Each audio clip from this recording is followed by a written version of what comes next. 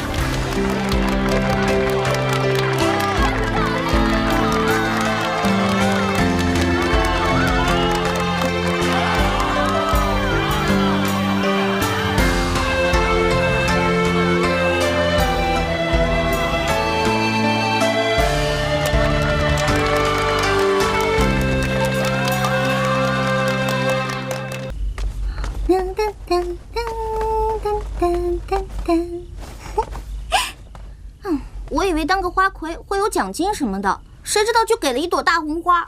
你们主办方也真够抠的。晴柔，你为何如此喜爱钱财？因为钱最靠谱啊！哎，算了，说了你也不懂。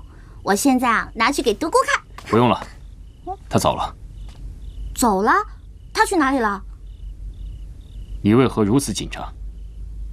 没有，我只是觉得朋友一场，那走了我应该给他送行什么的呀。送行？你不会挽留他吗？他走自然有他的道理啊，我为什么要挽留啊？哎，对了，你觉得我今天舞跳的怎么样？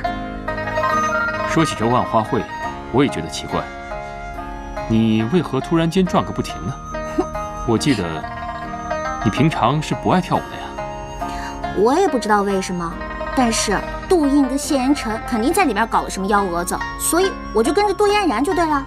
他有牡丹，我也有；他有金蛇，我有小龙，肯定是玩什么上天旨意那一套，说什么他杜嫣然的老公肯定是未来真龙什么的，所以啊，现在被我一折腾，肯定坏了他们的好事儿。谁让我的未来夫君也是真龙呢？真是大言不惭。啊，你可别得了便宜又卖乖，我这还没过门呢，就为你到处着想，你可别到时候掉链子啊！别忘了，我的未来夫君可是上天旨意的真龙呢。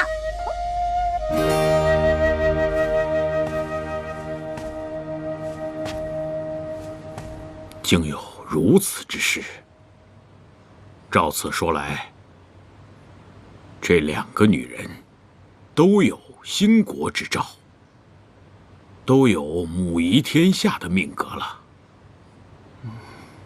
天无二日，国无二主，这岂不是荒唐？皇上，这万花会以后啊，老奴多了个心眼儿，派人到京城的金铺去查了一下，发现这数月前，相国大人就已经命人打造金龙发簪。您说，这会不会是？占卜之事，只有你知，我知，连皇后我都没有告知。哎呦，皇上，老奴没泄露出去呀。谅你也没有这个胆量，也没有这个必要。起来吧。谢皇上。我对你这点信任还是有的，就当是巧合吧。哼，我养你何用？到手的花魁都能飞了，不争气的东西！从今天起，你在家里给我闭门思过，哪儿也别想去。爹，我错了，你饶了我吧。让我饶了你，也不是不可以。你快些嫁给谢言辰，我就放你出去。那你还是管我吧。哎，朽木不可雕也，你给我好好反省吧你。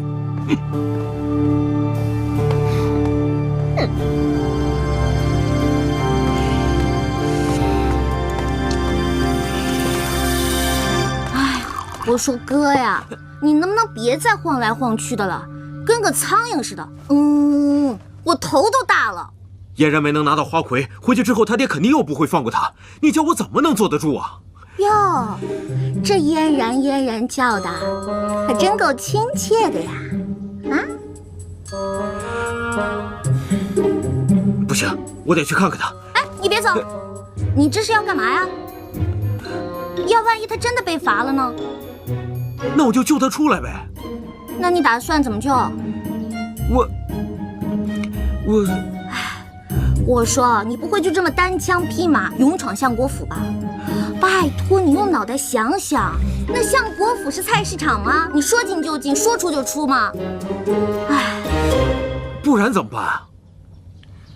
青柔说的有道理，你只身闯相国府，就算救得嫣然，也会因此祸及家人。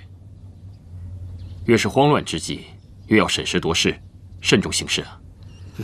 这恋爱中的人智商果然是负数。不过多亏你有我这个好妹妹。难道你有办法？那当然了，还不快来谢我？青柔，你若已有了计谋，就别卖关子了，速速告诉他便是。切，你们男人果然都是一条心。来，听我说啊，我们可以这样。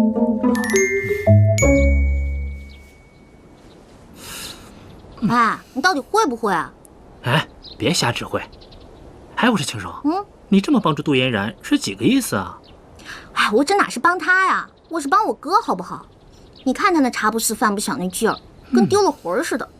你说堂堂一个7尺男儿，竟然变得这般模样，哎，我实在是瞧不下去了。你呀，就爱心泛滥吧，等他杜嫣然从里面出来，再找你麻烦，你可别哭啊。就你话多。哎，阿广，旁边没有人吧？这个东西不会伤人吧？放心吧，比枕头砸人轻多了。麻利呼！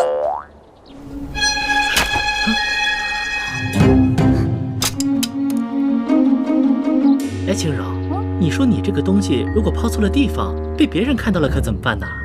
放心吧，外人看不懂。什么意思啊？我没有署名，只有我哥的暗号。什么暗号啊？你就别八卦了，这是人家的小秘密，好吗？我们还是快走吧，别一会儿让别人发现了。走。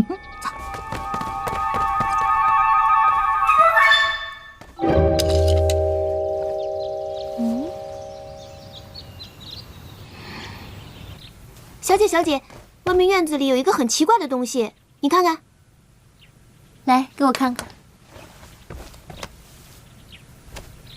你下去吧。是。这是什么呀？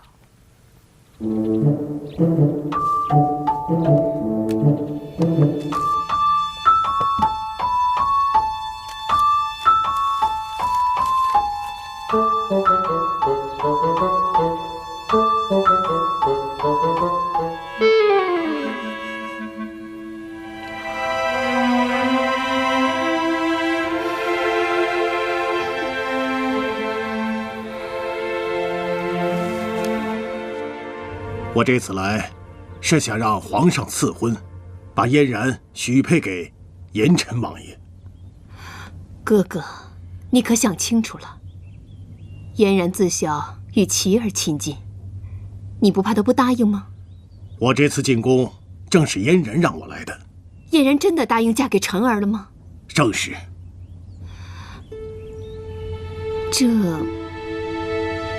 这我还真就不明白了。还望娘娘成全。哥哥，我们是自家人，你能不能跟我说句实话？嫣然真的答应嫁给辰儿了吗？妹妹既然说是自家人，那我也就直说了。我们杜家有妹妹母仪天下，才有了今日的荣耀。我就嫣然这一个女儿，她的未来不光是自己的，也是我们杜家的。我明白哥哥的意思，我也想让嫣然继承我的后位，以确保我们杜家家门兴旺。可现如今，太子之事，皇上并无主意，你怎敢如此揣测圣意？若是皇上无意将太子之位传给辰儿，你岂不是算盘落空？那就仰仗妹妹了。立谁为太子，妹妹的话才是最重要的。哥哥越说越不像话了，都是我的儿子，无论皇上立谁做太子，我都无话可说。可你的意思是说我左右圣意，在自己的儿子之间做选择吗？娘娘息怒，我这也是未雨绸缪。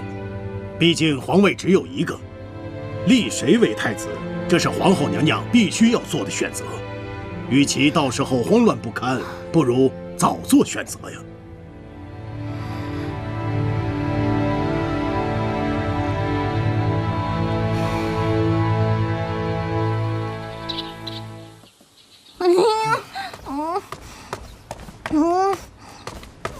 哎，我说你能不能坐会儿啊？演月，臣妾做不到，做不到，做不到，做不到。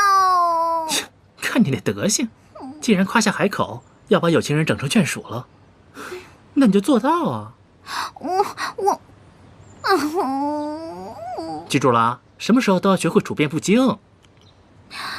哎呦，秦柔，王爷来了，何事如此慌张啊？还不是因为野浩那事儿吗？上次你不是说有解决之道吗？解决什么呀？哎，就往人家门口放一个纸飞机，那消息人家看不看得到还不一定呢。哎，你天天就知道损我，不损我能死啊？我郑重其事地告诉你，会，一定会的。你这纸飞机又是何物啊？罢了，本王倒有一计，可以一试。什么办法？不知本王说了可有好处啊？我说谢延琪，我浑身上下全是优点，就那么一点点的毛病你就学到了。拜托拜托，你就告诉我吧。事到如今，只有让父皇母后相信他二人两情相悦，才能让父皇下旨赐婚。下旨赐婚？对啊，皇上金口一开，任谁都不能反驳。我知道我该怎么办了。你又有什么歪点子？唉，我嘛，只是想去找一个人帮忙。谁啊？当然是我们最最可爱的小四啦。小四？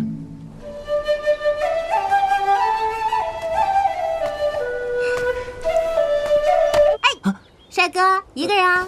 我正觉得无聊，正好你来了，来，陪我喝两杯。喝酒嘛，好说。不过呢，本姑娘是来找你帮忙的。哦。你要是答应我呢，我就陪你一醉方休；你要是不答应我，不行，你必须答应我。帮忙还必须？那我得听听你这事儿有意思没意思了。废话，没意思我能来找你啊？说来听听。我希望你能让皇上帮忙赐个婚。赐婚？父皇不是已经给你和三哥赐婚了吗？不是我，是尹浩和杜嫣然。亏你想得出来啊！怎么着，你就这么怕杜嫣然把三哥抢走，这么着急把她嫁出去啊？你胡说什么呢？他们两个是两情相悦，好吗？而且啊，我浩哥都为了这事儿急出病来了。先说帮不帮？你这么一说，我想起来了，晚花会的时候，我看他们俩眉来眼去的。没想到我嫣然表姐还挺有趣呀，明明说非我三哥不嫁，没想到居然和尹浩。知道什么叫做缘妙不可言吗？小四，你就帮帮我吧。不帮。哎呀，小四，你就帮帮他们吧。你没听说过一句话吗？只要人人都献出一点爱，这个世界将变成美好的明天。哼，这件事儿我可不想插手。为什么呀？因为我一向不插手哥哥们之间的事儿啊。我呀，只想做这花间一壶酒。不对，你情绪不对啊，小四，你是不是有什么心事儿？哎呀，别喝了，有什么事儿你就告诉我嘛。就咱俩这关系，我就给你平了。这事儿，你可平不了。什么事儿啊？晴柔，你说尹浩和杜嫣然真的是两情相悦？那当然了。好，既然如此，我就和你做一回月下老人。说吧，让我怎么帮？太赞了，够哥们儿。其实啊，特别简单，就是想让你去劝服一个人，然后演一场戏。快，说。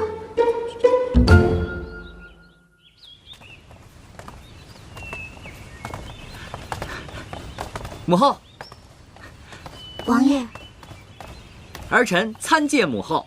是萧儿啊，今日怎么这么乖，早早就过来请安。母后，儿臣多年来四处云游，很少陪在父皇和母后身边，如今回来了，自然要勤快一些，多陪陪母后。对了，母后，儿臣知道你喜欢花草，特意搜寻了西域的奇花种子，进献给母后。你能有这份心意，母后很是欣慰啊。母后，儿臣听说，嫣然表姐被舅父禁足于府中，已多日不曾出门走动了。是啊，这事我也略知一二。嫣然也曾托人带了书信来，希望我劝说他父亲放了他。我也正为此事为难呢。不知是因为何事呢？还不是因为他的婚事吗？你舅父希望她嫁给你二哥，他不同意。可儿臣听说，嫣然和尹浩已经是情投意合，两厢情愿，难道舅父不知情吗？尹浩，这怎么可能呢？千真万确，儿臣不敢隐瞒母后。什么时候的事儿啊？怎么平白无故多出个尹浩呢？儿臣听说，嫣然表姐常去三哥的府上，其实是为了尹将军。依儿臣看，母后何不做个顺水人情，劝父皇赐婚于二人，也算是成就了一桩好姻缘。那怎么能行？尹浩只不过是个臣子，就算尹老将军战功赫赫，尹浩将来也顶多就是个将军。再说了，我已答应你舅父，求皇上将嫣然许配给你二哥了。母后，儿臣认为此事万万不可。为何？您想啊，嫣然身为相国之女，在下皇子，必将引起朝廷上下震动。母亲可知，自古以来，那些外戚专权的下场吗？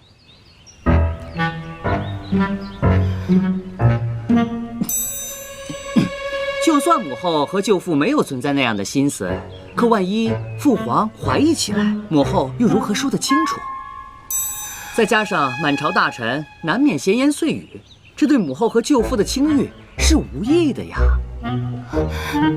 这我倒是没有想到，可我已经答应你舅父了，现在反悔，他恐怕也不会同意吧？不如母后先把嫣然表姐召进宫来，我自有解决的办法。好，好。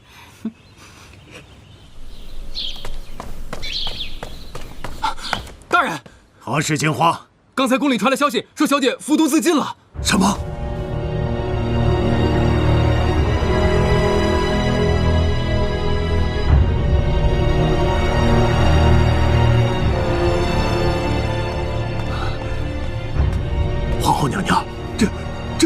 回事啊？早上我与嫣然提起要将她嫁给陈儿，没有想到她竟然服毒自尽。此刻御医正在诊断，也不知道这条命还能不能保住。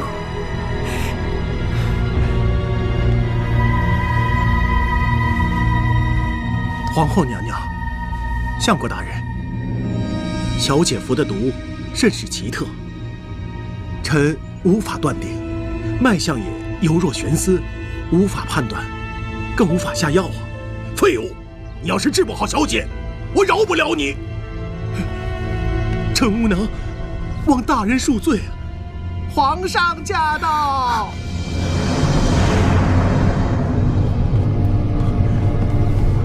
嫣然，嫣然，嫣然，嫣然，醒醒啊！嫣然，放手！你快点放手！发生什么事了？请皇上恕罪。皇上，没想到小女的事惊动了皇上，老臣罪该万死。找到解毒之法了吗？启禀皇上，此毒貌似来自西域，臣一时半晌还找不到解毒之法。你说此毒来自西域？是。父皇，儿臣曾经游历西域多次，见过西域的巫蛊之毒，不如让儿臣一试，给嫣然诊脉。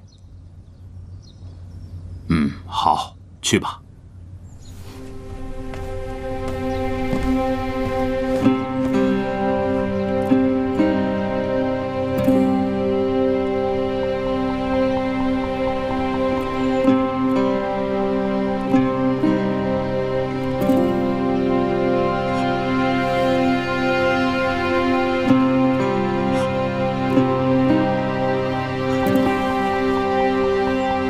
父皇，以儿臣推断，此毒乃是西域的五虫之毒，毒性虽不猛烈，但难以根治。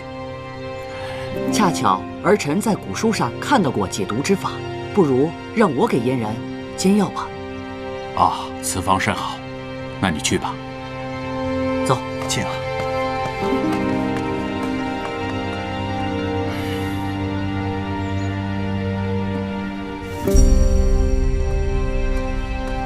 父皇，父皇，药已煎好，只是有几味药引都是毒药，眼下只有以毒攻毒的方法才能治愈啊。那，快给他喂药吧。慢，此药毒性不弱，必须有人试过，观察无恙之后才能给病人服用，否则毒上加毒，就真的无力回天了。我来试药。慢，尹老将军就你一个独子，你要出什么事，那让朕情何以堪呐！启禀皇上，尹浩已对嫣然心有所属，若是嫣然死去，尹浩也不会独活。这药无需别人来试，必须我来。大哥，你疯了！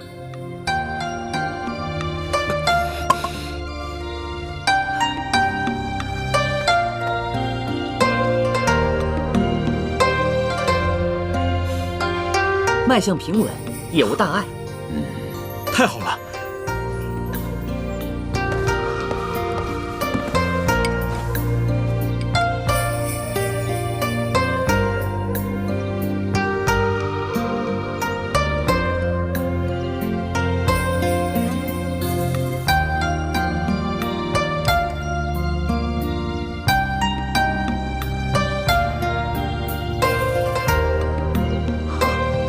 嫣然，嫣然，你醒醒！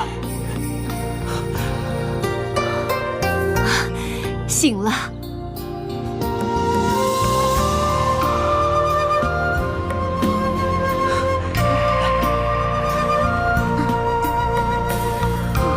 嫣然，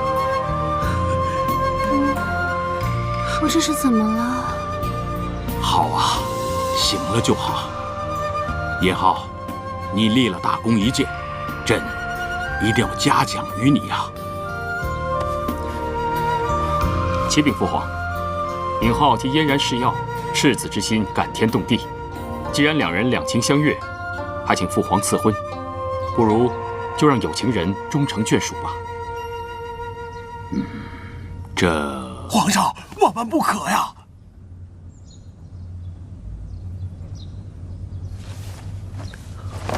叶浩不求皇上赏赐，只求皇上能让我与嫣然成婚。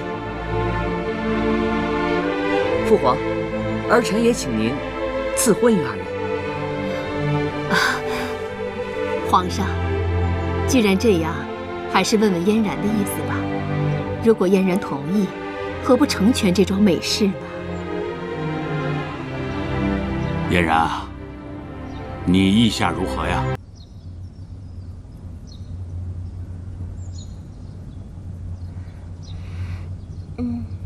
好，既然这样，那朕就将嫣然赐婚于你，日后你要多多照顾。谢皇上。恭喜尹将军，恭喜大哥！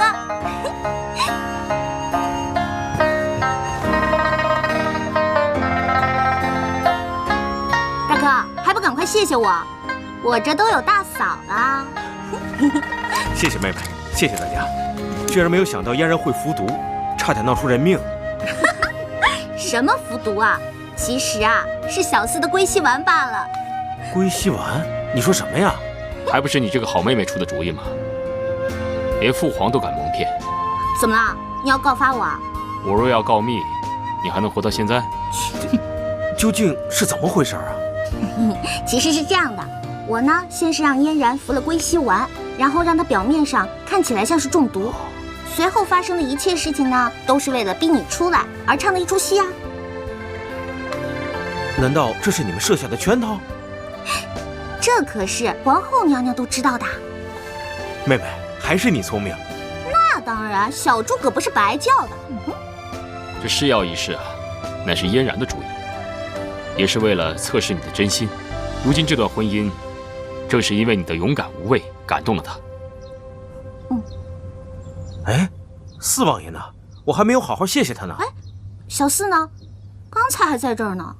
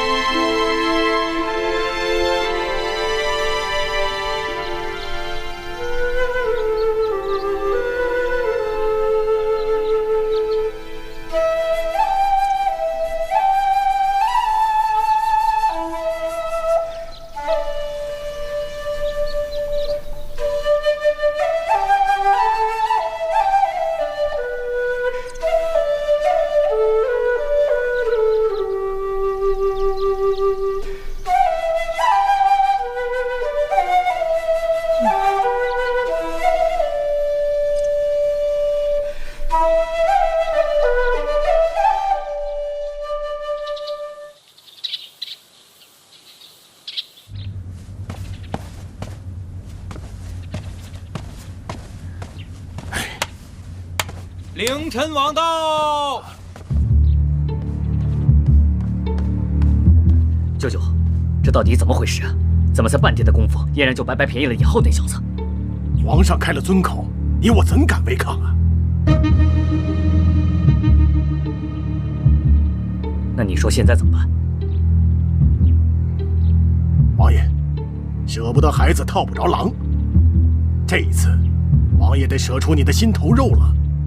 你是指你的双儿？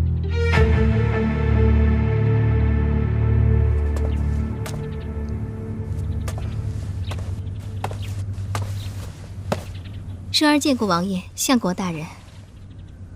双儿，你可知道我找你来所为何事啊？双儿不知。双儿，相国大人打算收你为义女，你可愿意？双儿不敢高攀。哪儿的话呀！从我一见到你，就觉得你跟老夫投缘呢。啊！还不快拜见义父大人！双儿拜见义父大人。好，好，好，快起来吧。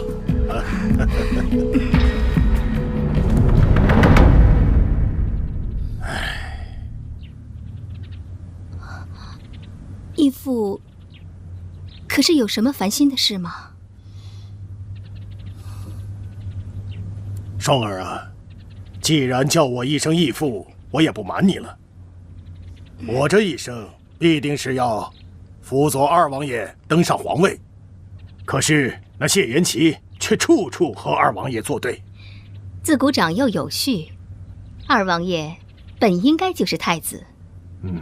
你能这么想，我非常高兴。你愿意为我和二王爷做事吗？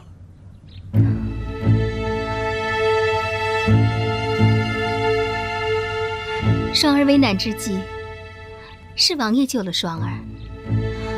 现在相国大人又是这样的抬举双儿，无论什么事，双儿必定赴汤蹈火，在所不辞。好，不愧是我的女儿啊！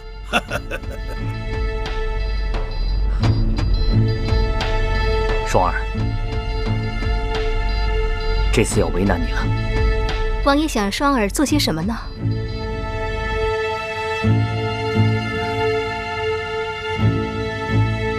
我和二王爷想让你成为谢延琪的女人。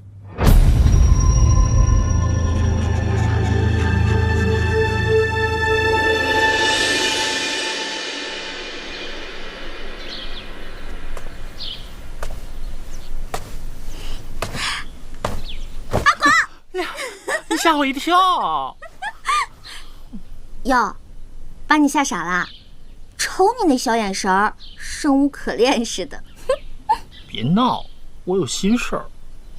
哎呦喂，这自从到了古代，我可就没见你烦过。好吧，说来听听，也让我尽尽闺蜜的本分，帮你排忧解难一下。去死！顺便也让我乐呵乐呵。去死！我今天看着四王爷，觉得他心情不好，好像有心事儿。我想帮帮他。我也觉得他怪怪的。阿光，你不会是对小四的？讨厌！你不会是对小四那个什么了吧？没有，我就是看他心里难受，我心里也挺难受的。轻柔，咱们帮帮他吧。怎么帮啊？哎，轻柔，我都打听清楚了。别看四王爷平时嘻嘻哈哈的，其实啊，他也是受过情伤的人。那然后呢？然后就没有然后了。我觉得吧，他肯定也是无时无刻的想着他的心上人，所以咱们就像上次骗皇上那样，把他的心上人给召唤出来，让他见见，好不好吗？不好，我们都不知道他心上人长什么样。我都打听清楚了。哎，他们家里啊有一个那个女孩的画像，咱们就这么着把那个女孩的画像给偷出来，行不行嘛？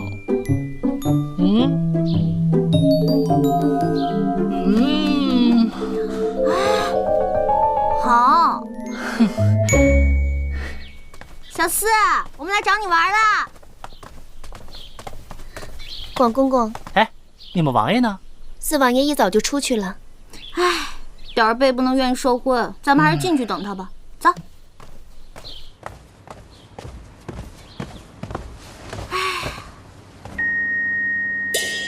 阿光，你说小四会把这幅画藏在哪儿啊？我也不知道，现在只能先四处找找了。哎呦，你说小四最喜欢在房间里面藏一些美酒了，要不我们先去找找看吧？好啊，走。尹姑娘，您还是等四王爷回来吧。我跟你们四王爷那么熟，哎呦喂！尹姑娘，怎么了？尹姑娘她有疯牛病，是麻风病，你赶紧去找太医，一会儿就不得了了。快点去，快点去！不行了，我快不行了。你才有疯牛病呢！哎，我这不一时口误吗？好了好了，赶快去找吧。好。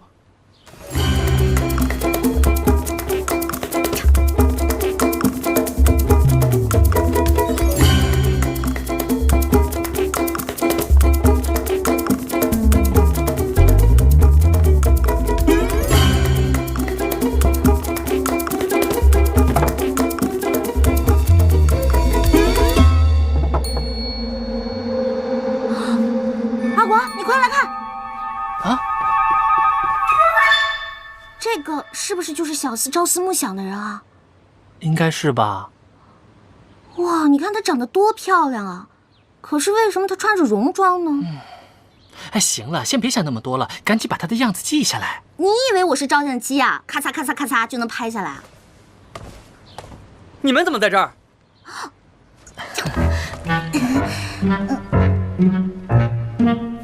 你们私闯我的寝宫，还乱翻东西，看来真不把我看着王爷了。哎呀，小司，我都跟你这么熟了，你就别那么严肃了，好不好？轻柔，我看是三哥把你给惯坏了吧？没有呢。说吧，所为何事？我想，并非只有喝酒那么简单吧？我这次来呢，是感谢你上次帮我大哥的忙的。那谢礼呢？谢礼？既然登门感谢，没有谢礼，那谢字就毫无诚意。谁说我没有谢礼了？哦，我是来邀请你参加我们的烧烤大 party 的。烧烤爬梯，什么意思啊？没听过没看过吧？保证你不会失望的。哎，听你这么一说，我倒觉得挺有意思的。好，我一定到。光，哎，青柔，青柔，你没事吧？没什么事，我最近辣条吃多了啊，没什么事，我先走了啊，再见啊。哎，走啦。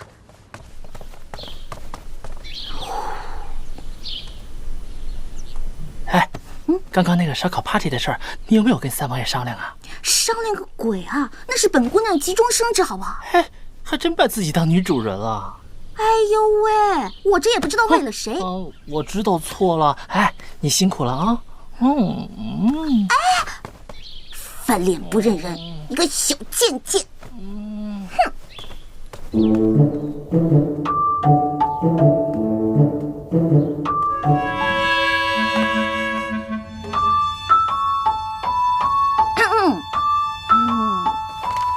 你来了。王爷，我有个事儿想跟你商量一下。叫我王爷？怎么突然知晓礼数了？想必心怀鬼胎吧？其实呢，我是想办一个篝火 party。篝火 party？就是一个大聚会，大家一起喝喝酒、烤烤肉什么的。不可。为什么呀？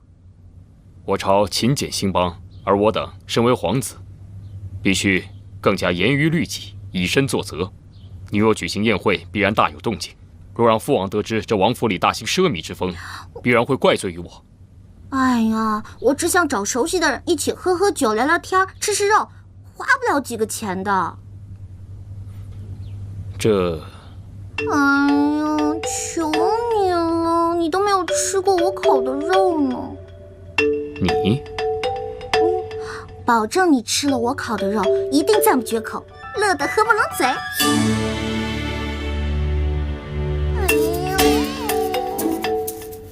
既然这样，那你就去准备吧。但是切记，不可铺张浪费。了，没问题，拜拜。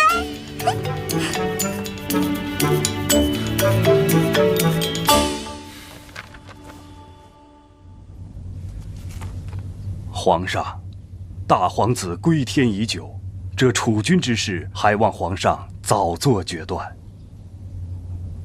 皇上，微臣斗胆推举二皇子。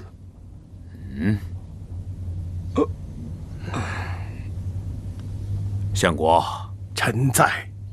你有何想法？启禀皇上，此事虽有关国运，但也是皇上的家事，臣不便多言。严晨是朕的孩儿，朕最了解。若将国之大任交付于他，恐怕今日他还难以承担。储君之事，众爱卿就无需多言了。臣等遵旨。杨大学士啊，臣在。朕近日偶感风寒，朝事太繁重，过些日子让严琦到我这儿来，帮朕处理一下朝事。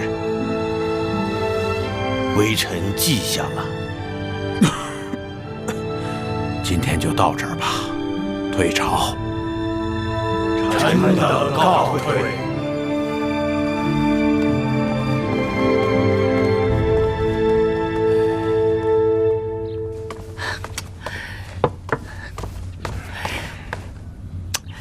舅舅，你还有心思喝茶？你还有功夫喝茶？眼看着太子之位就要落榜了，若是让谢延琪当上了太子，你我可就真没好果子吃了。你慌什么？还不慌？难道你有什么解决的办法了？皇上最近身体抱恙，表面上说是偶感风寒，可我问过太医，皇上这是久病成疾，若要康复，也不是那么容易的事。这可是你的好机会啊！此话怎讲？你应该趁机多多探望皇上，侍奉茶药，多吃斋念佛，为皇上祈福，这样你的孝心必然上达天颜，下承民间。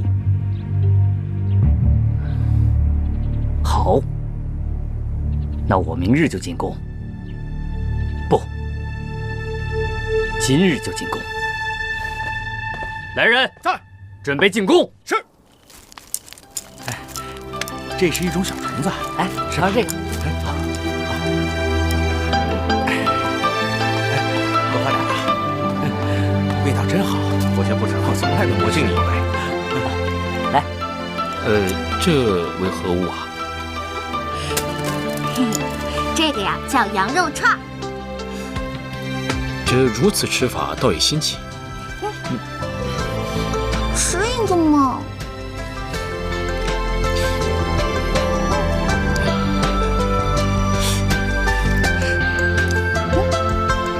三哥怎么样？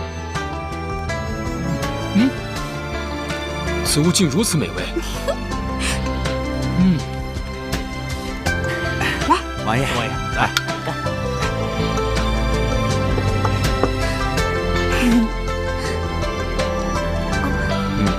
不脏了。来，我教你怎么烤。好。特别简单。来，拿着扇子，刷点油。好。转一转。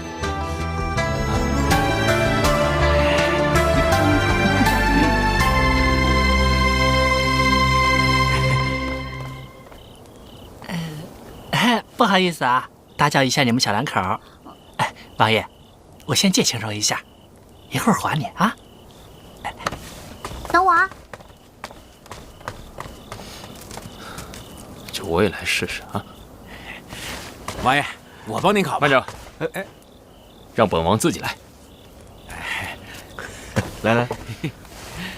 哎呀，好了没呀？大头内门都准备好了，你快点儿。OK， 你那边，我那边。OK。来，好，王爷，你快点儿。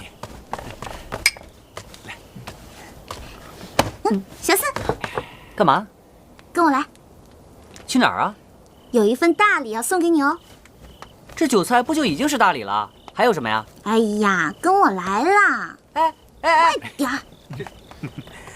哎，来喝。哎，过来！你带我到这儿来干什么呀？劫财还是劫色呀？你想得倒美！快开！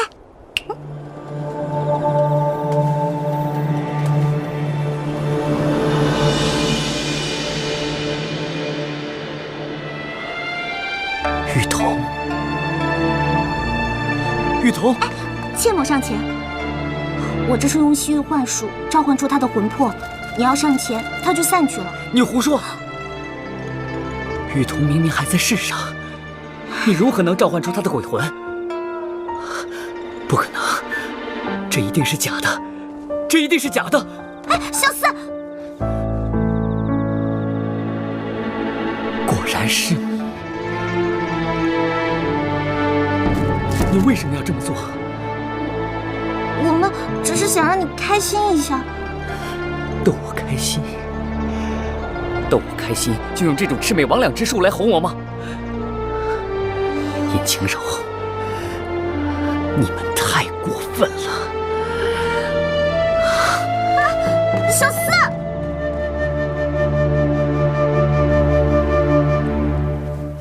你别喝了。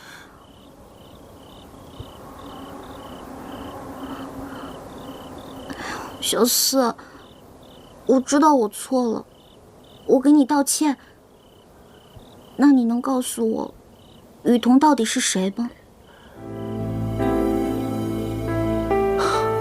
告诉你也无妨。雨桐是我心爱之人。雨桐与旁人不同，她虽然说是女儿身，但是酷爱戎装，常常陪我骑马、打猎，巾帼不让须眉。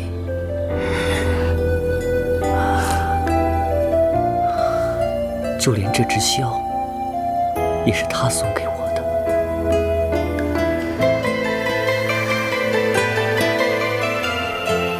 难怪。那他现在人在何处呢？他人在哪儿？我也不知道他人在哪儿。他仿佛就像在人间蒸发了一样。那你这么多年是一直都在等他吗？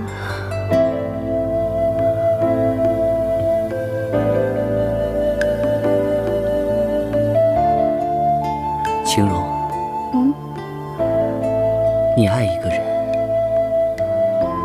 你可以等多久？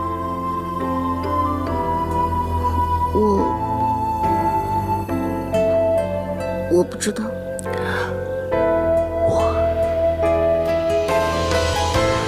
我可以等他一辈子。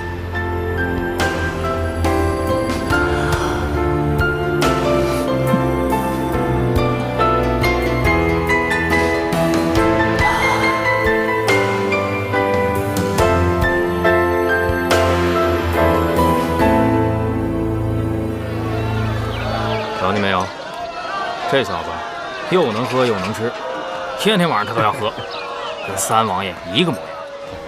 你看看，瞧见了没有？哎，知道吗？听说那个二王爷，那是每日都为皇上祈福，特别诚心，天天都吃斋念佛呢。是，听说了，而且还听说他天天扶着皇上喝汤药啊！哎呀，真是个大孝子啊！哎呀，不错，我想这二王爷将来必定有番作为。是啊，这要跟当年圣上一样，那咱们百姓可就享福了啊！对，是不是啊？是福气，就是他说的没错。臣见过皇后。哥哥来了，嫣然近日可好？好，还好，毕竟待嫁闺中，最近甚是乖巧。那就好，我还以为哥哥会为这段姻缘而生气呢。啊，不，皇上既然开了金口，臣哪敢不满呢？臣这次来，是向皇后娘娘报喜来了。哦，皇上身体抱恙，二王爷伺候在侧，并且吃斋念佛，为皇上祈福。二王爷的孝心，真乃是江山社稷之福啊！臣儿一片赤诚之心，皇上也是十分感动啊。民间也在流传说二王爷是人中龙凤，必是大福大贵之命。民间还有何谣言？这个，臣不知当讲不当讲。哥哥，我们是自家人，还有什么话不能在我这里说的吗？啊，民间还在流传说皇上这次病重期间，三王爷、四王爷不但不侍奉左右，还在王府内狂欢嬉闹，真是有失皇家风范呐。此话当真？民间是如此传言，臣也不知真假。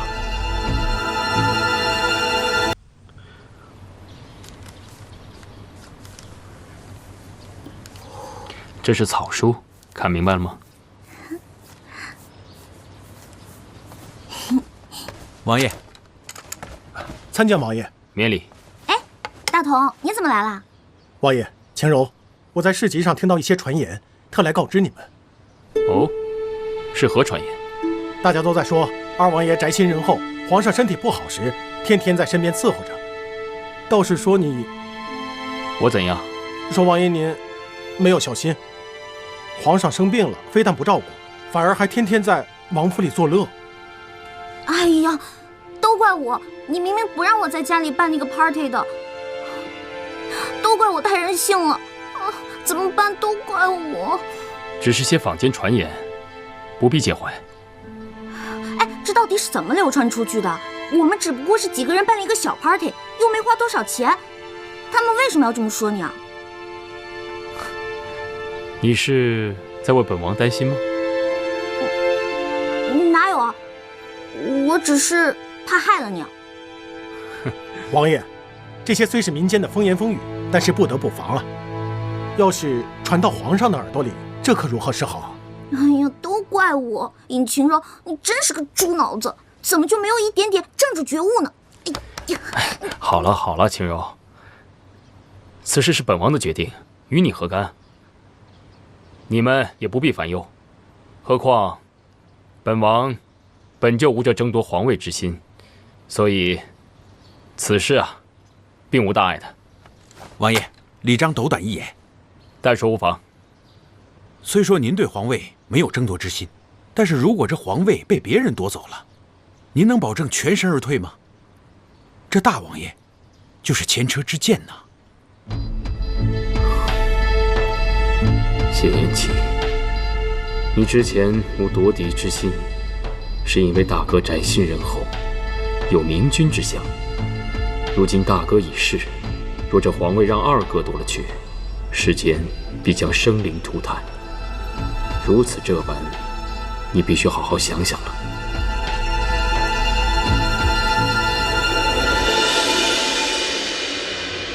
这事情竟有如此传闻。是。这市井之言不可轻信呐。这齐儿的秉性，你我都清楚。朕在病中，这齐儿每日都进宫，照顾在侧呀。你看，他看朕的腿脚不好，就给朕送来了这个轮椅，说是找能工巧匠特意为朕做的。你看他什么时候把孝心挂在嘴边了，还不都是付诸于行动吗？可事情为何又有此传闻呢？这其中必有蹊跷啊！要是一儿活着，你我就不必为此担忧了。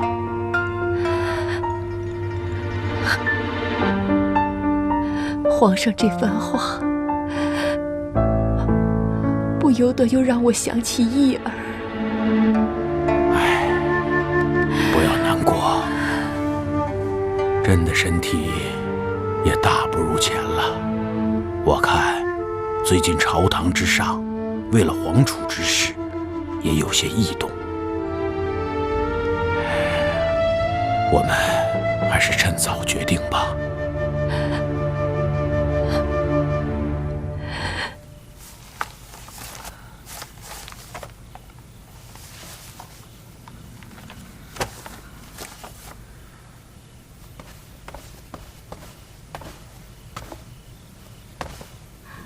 王爷，都这么晚了，双儿，吃点东西吧。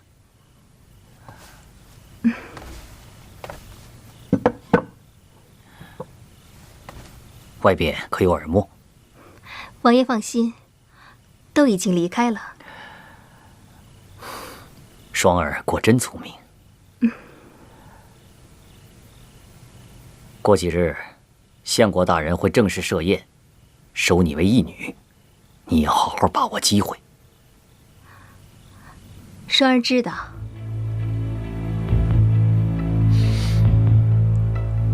其实本王也十分舍不得你。双儿明白，凡事都要以大局为重。今后双儿不管身在相国府，还是灵齐王府，双儿的心都会在王爷这里。你放心，等事情成了，你就是我的贵妃娘娘。双儿谢王爷。不过双儿，你到了相国大人那儿，一定要做出一副大家闺秀的模样，千万不要让人看出你是青楼出身。王爷放心，双儿定不负所托。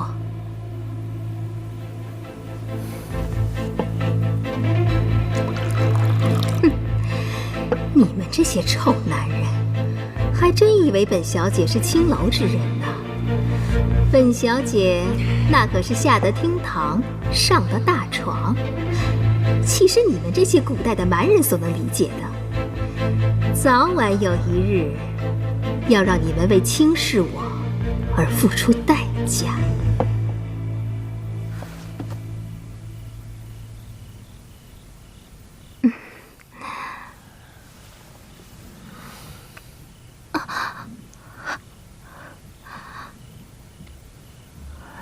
双儿，你这一去，就不知道何时才能见你。来，让本王好好看看你。王爷，佛祖面前，你不怕遭天谴呢？哼，我就是天，这酒肉戒都破了，再破一戒，那又如何？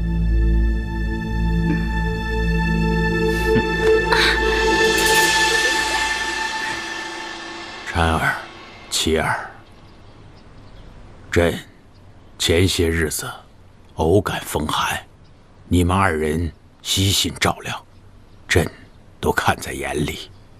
父皇哪里的话，这都是儿臣应该做的。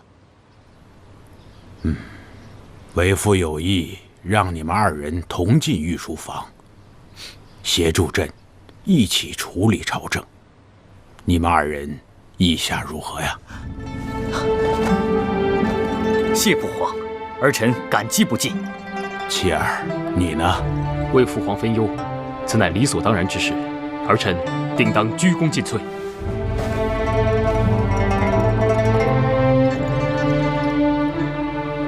起来吧。谢父皇。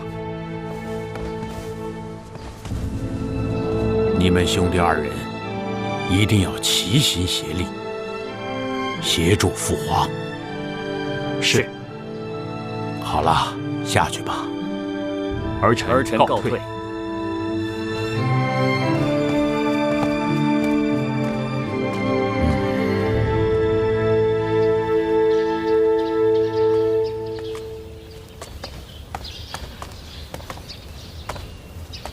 三弟，你说父皇让我们共同议政，是所为何事啊？二哥以为呢？三弟那么聪明，想必不会不理解父皇的用意吧？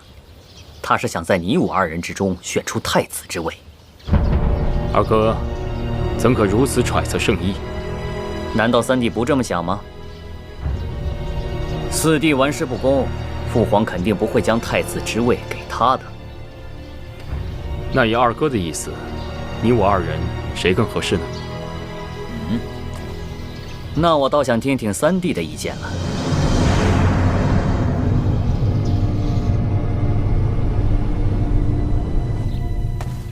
王爷，相国府送来的信。相国府。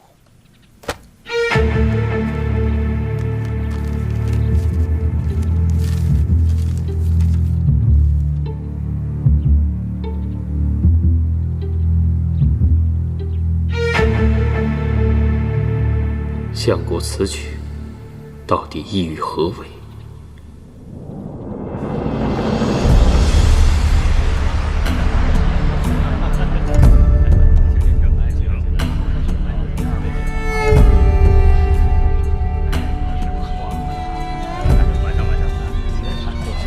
义父在上，请受双儿一拜。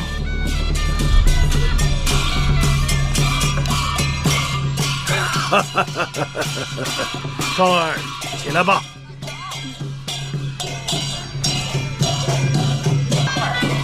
诸位，这位就是我新收的义女双儿。双儿见过各位大人。原来此人就是谢元齐，长得倒是不错。哼，管你是谁，都逃不出我的手掌心。今日承蒙各位大人光临，小女不胜感激，唯有以一舞聊表谢意。好。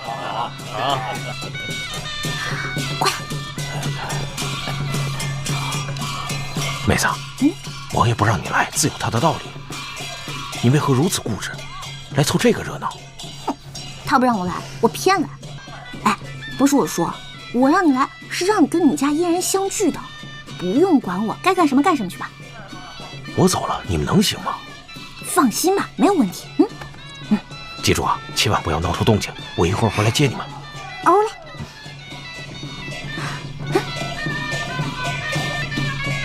男人果真都一样。可别把我算在内啊！切，闭嘴！你们都是外貌协会的。他谢元齐竟然给丢下，自己却跑来看姑娘，我到底要瞧这是何方神圣？哎，你是不是吃醋了？啊呸！本小姐逆反心理重，你不知道？哎，你看得清到底什么人吗？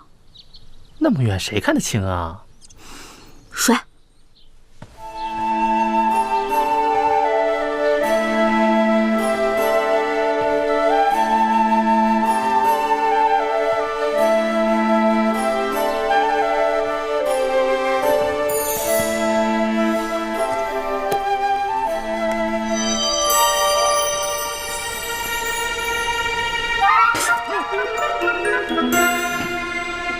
阿果，你快掐我一下！这真的是他，我不是在做梦吧？你没有看错，除了他孔双双，还能有谁啊？我去，真是冤家路窄啊！没想到这个女魔头也穿越过来了。看来这周大同啊，说的是真的。怎么办啊？什么怎么办啊？我们还是走吧。你给我振作点儿，今时不同往日了。你可是准王妃了，不用怕啊！哎，她怎么就变成相国的义女了？这里面一定有阴谋。谁？啊！快跑！站住！快点！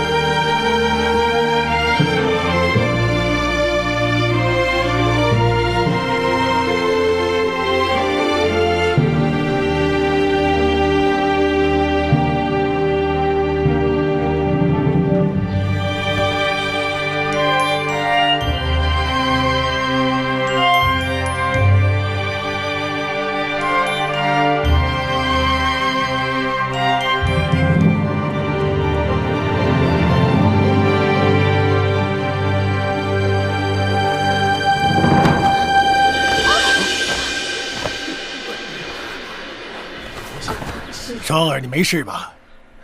义父，双儿没事，多亏三王爷仗义相救。啊，区区小事，何足挂齿？没事就好。诸位，来喝酒，喝酒。请。双儿谢三王爷救命之恩。好啊。姑娘言重了。双儿虽不胜酒力，这一杯还是要敬王爷的。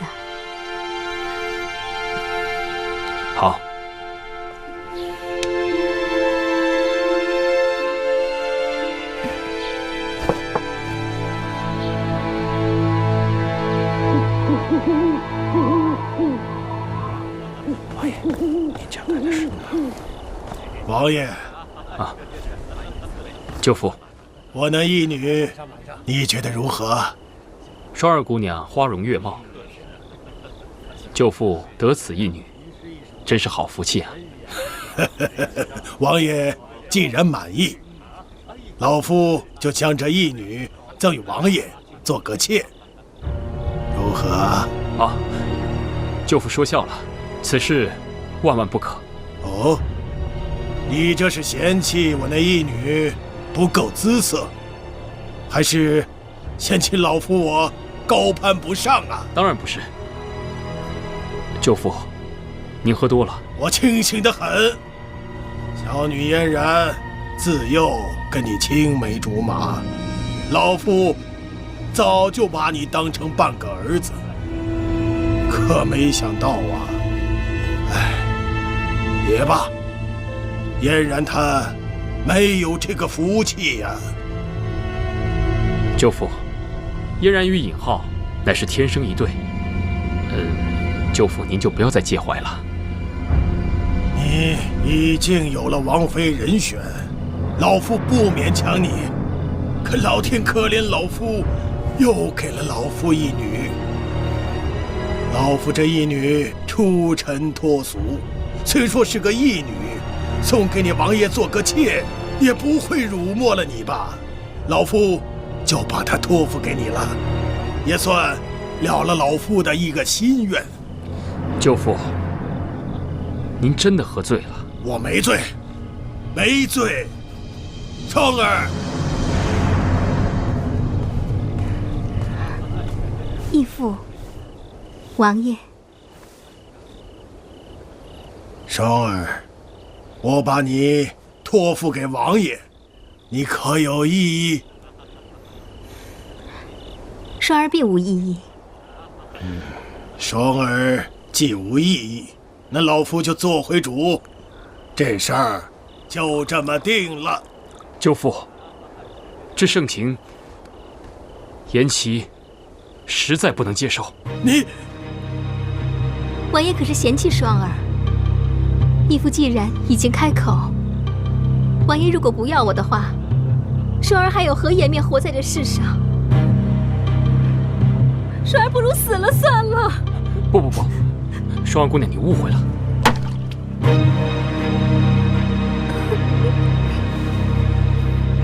三弟，这就是你的不是了。你怎么能如此不解风月呢？双儿姑娘花容月貌，又对你有意，你如此拒绝她，岂不是太无情了？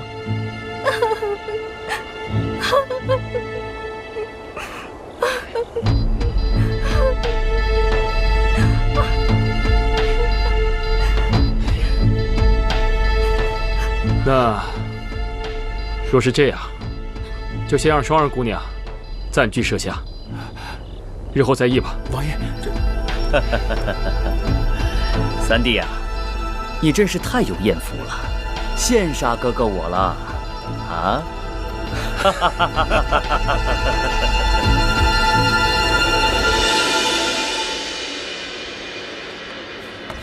王爷，双儿姑娘到了。请进来吧。是。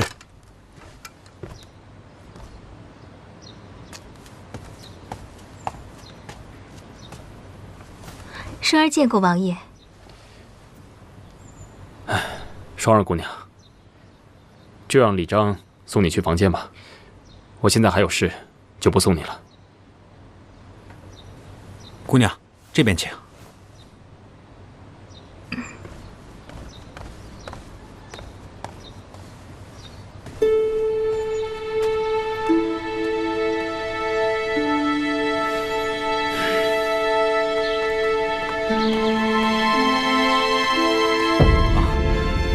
双儿姑娘，这位是王爷未过门的王妃尹姑娘。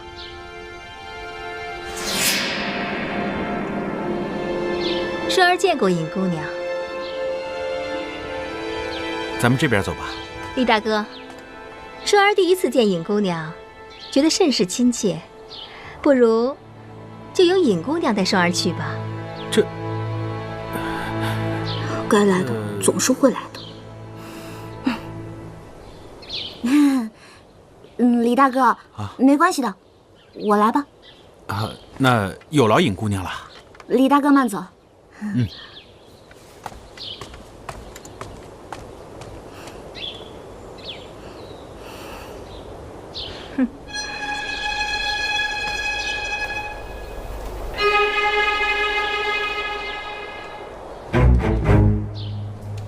不错嘛，尹清柔，这都混成王妃了。你说古代人的眼睛是不是都长背上了？就你这种货色，也能混上王妃？难不成是因为这古代没有美女吗？不对呀，我不就在这儿吗？尹清柔，我这都过来了，识相的，你就给我马上消失！孔双双，我告诉你，这可是古代，我不怕你。这儿没有什么剧组，也没有什么大明星，更没有什么小助理。哼，跟我来。哼，进来吧。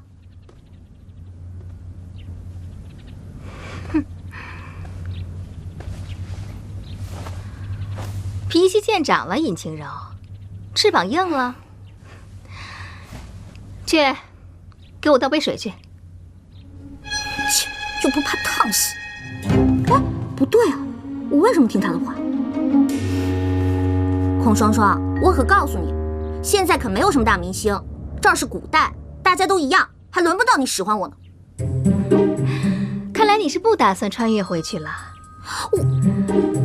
回去以后，我还是我的大明星，你还是你的小助理，这一点是改变不了的。你最好给我小心点儿，识相的就好好伺候我，别惹怒了姑奶奶。你谢延启，这事我跟你没完！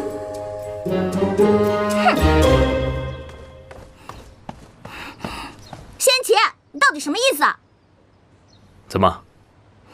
你把那个双儿姑娘接回家，你什么意思啊你？双儿姑娘是暂时住在这里，过些时日，她自觉无聊也就会离开了。那她什么时候走？什么时候？怎么？你与这双儿姑娘有过节啊？我不管，反正呢，有她没我，有我没她，你自己看着办吧。